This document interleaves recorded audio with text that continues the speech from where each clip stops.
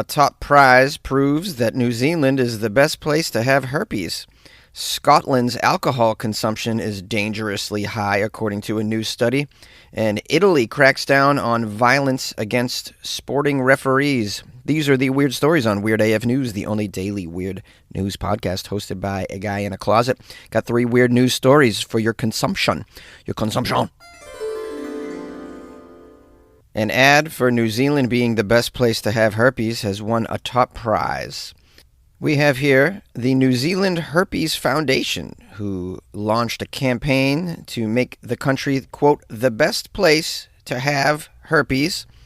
And then they pitched this advertising campaign with roaring success, and it won the top prize at this year's Cannes Lions Award, which recognizes excellence in the creative industry, including advertisement. Wow, that's impressive that you would win an award with your herpes advertisement. Is New Zealand the best place to have herpes? I think half of Florida would disagree. Nonetheless, they put this campaign on and it won an award. Shout out to all the herpes maniacs in New Zealand. Herpes, it's what's on everyone's lips. This ad campaign was aimed to destigmatize herpes via this tourism advertisement video. And in doing so, they were awarded the Grand Prix for Good, which is a category that seeks to highlight work by nonprofit organizations and charities.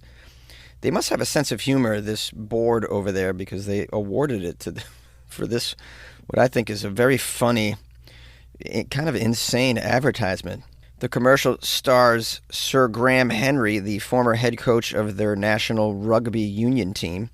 In the commercial, he touted the past successes of New Zealand and lamented its diminishing sources of national pride, such as an embarrassingly low sheep-to-human ratio and pies that are pushing $7. Then Sir Henry exclaims that New Zealand needs something new to be proud of, something big and brave to put them back on the map. And then he wrote the word herpes in all caps on a chalkboard and says, "It's time for New Zealand to become the best place in the world for herpes." Now, hearing the New Zealand accent, you might have easily confused that for hippies and not herpes, but it's herpes, he's saying. I think my New Zealand accent is probably like, metza. Herpes? How's that? Herpes? That's pretty good. Now, this irreverent humor that was running through the ad campaign was developed by ad agencies Motion Sickness and Finch, and it struck a chord with audiences and even the jury president at this year's Cannes Lions, where they were given the prize. Here's a quote from David, who's the jury president. "Forget doom and gloom. There's enough of that already to go around. Our 2025 awardee took a taboo topic and turned it on its head, showing that with a great strategy, a big, bold, crazy idea, and humor for days, that anything is possible in the landscape of media."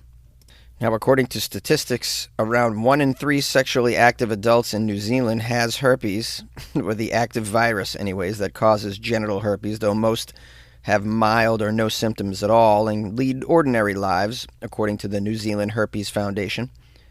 Now, is it me, or is 1 in 3 sexually active people with herpes very high? It sounds high to me, but I don't know the overall herpes numbers for other places. Like Jersey, I mean, what are we talking about? Jersey, I think everyone has it in Jersey and in Bangkok, Thailand as well, I'd imagine. The article says that popular media misinformation and New Zealanders' awkwardness talking about sex has led to huge stigmatization for those living normal lives with herpes in the country. We have someone here from the New Zealand Herpes Foundation that told the media that millions of New Zealanders had seen the campaign and it had a massive breakthrough. The campaign was so funny, and they think that's why it worked. Well, I'm sure it worked in that it probably made all the New Zealanders with herpes feel a hell of a lot better about their condition. And maybe, in fact, it did destigmatize it on some level, but, I mean, it's not going to help your tourist industry, really, unless you want to attract people with the herp. Although maybe you want to attract people with the herp. Maybe that's the goal of this as well. Because herpes people want to, kind of be with other herpes people.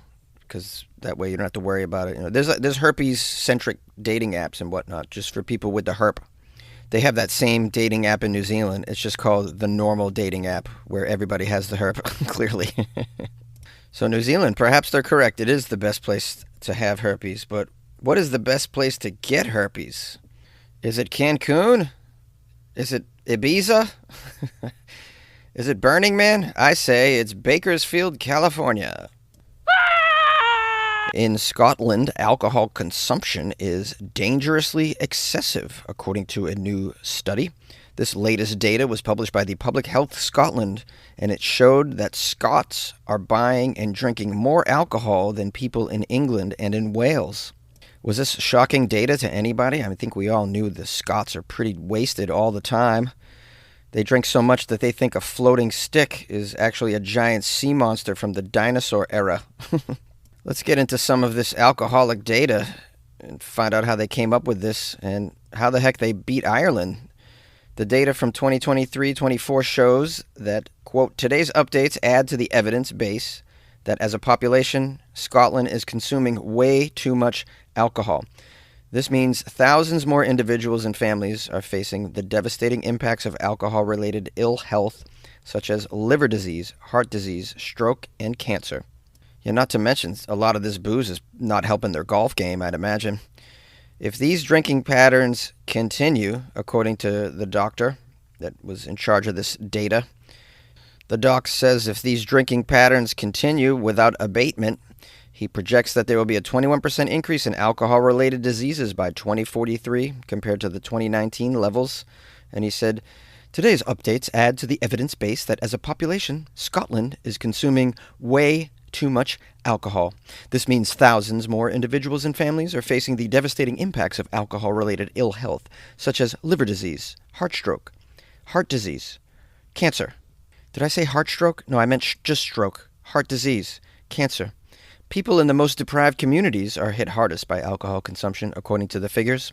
Now, the data also shows that while the volume of alcohol sold in Scotland is actually decreasing overall, it still remains higher than the amount sold per adult in England and in Wales.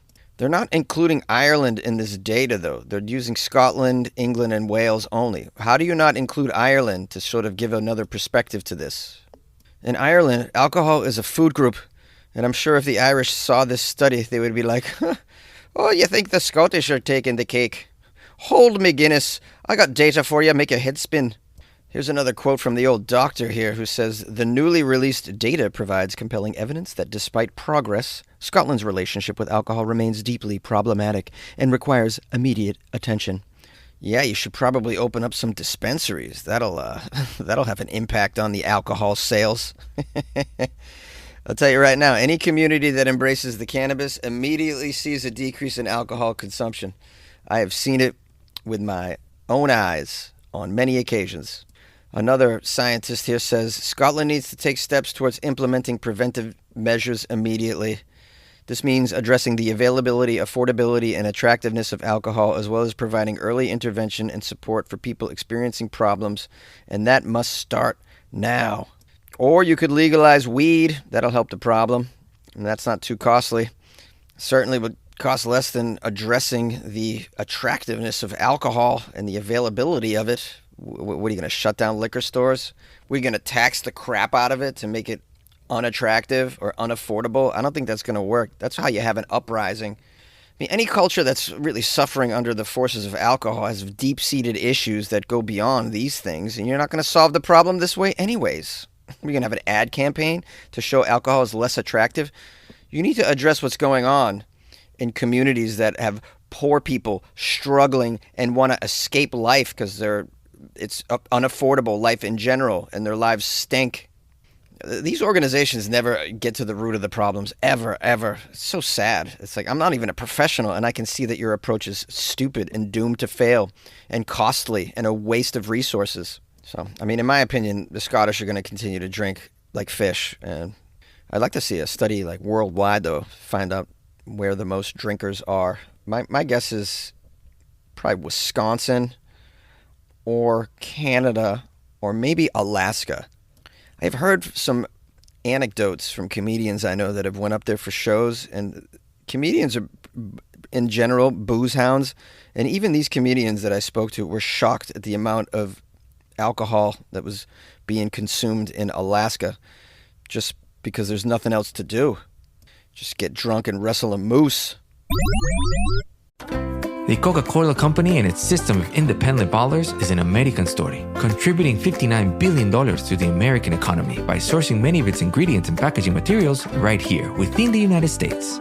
It also supports 860,000 American jobs and invests $128 million in community empowerment programs across the country. Locally bottled, nationally loved. Learn more at coke.com/US Impact. Italy cracks down on violence against sports referees. Referees in Italy will now receive the same legal protections as police officers and other public officials in Italy. Sports Minister Andrea Abodi has led the cause to protect referees in order to help curb a rise in cases of assault in sports such as soccer, where referees are oftentimes afraid for their own lives. This change to the penal code will mean much tougher penalties, including jail, for acts of violence against match officials and referees, including pushing, hitting, or threatening. The move follows months of discussions between the government and the Italian Soccer Referees Association. The law, part of a decree approved by the Italian government on Friday, extends protection to all referee officials responsible for ensuring sporting fixtures are conducted fairly. Abuse towards referees or match officials at all levels of Italian soccer has become a growing concern. In December, a group of professional soccer referees highlighted the issue of abuse by wearing black smudges on their cheeks during matches as a symbol of protest. In one notorious example last season, 19-year-old referee Diego Alfonsetti was attacked when he took charge of a youth match in Sicily. A youth match? Referee was attacked over...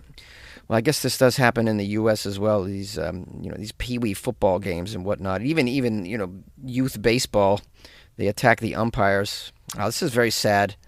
It's happening in like every sport in every country all over the world, sadly. A lot of it has to do with just ornery, just unruly parents that can't control themselves. But then when you move up to the professional level, you got fans, like rabid fans that will, especially in soccer, they'll light you on fire, I'd imagine. I just went to AI and asked for some stats on European referees being assaulted and abused. In England, one study found that 3 in 5 referees experienced verbal or physical abuse every couple of games. In a different study, 93% reported verbal abuse and 19% reported physical abuse during their careers. The English Football Association reported 1,451 allegations of serious offenses against officials in 22-23, with 72 allegations of actual attempted assault on the referees. Reports of assaults on grassroots referees also rose 32% between 2022 and 2023 and 2023-24 seasons. In France, 16% of referees reported having been physically abused at some point in their careers. In the Netherlands, 15% of referees reported physical abuse. In Germany, a study found that 17% of referees had been physically attacked and another 40% had been threatened. Well, clearly this is an epidemic. I don't know what would make you want to ever even be a referee in a European soccer league. You kind of have to be out of your mind. I mean, especially when you consider soccer is somewhat of a corrupt sport, from my understanding, meaning that various mafiosas are influencing outcomes or attempting to, and are not above just murdering players, and I assume referees as well. It's nice to see that in Italy they're taking some steps to protect the officials, making it, if you assault a sporting official, it's the equivalent of assaulting an actual police officer. It sounds extreme on the surface of it, but you got to do something, and you got to take drastic measures to curb drastic behaviors.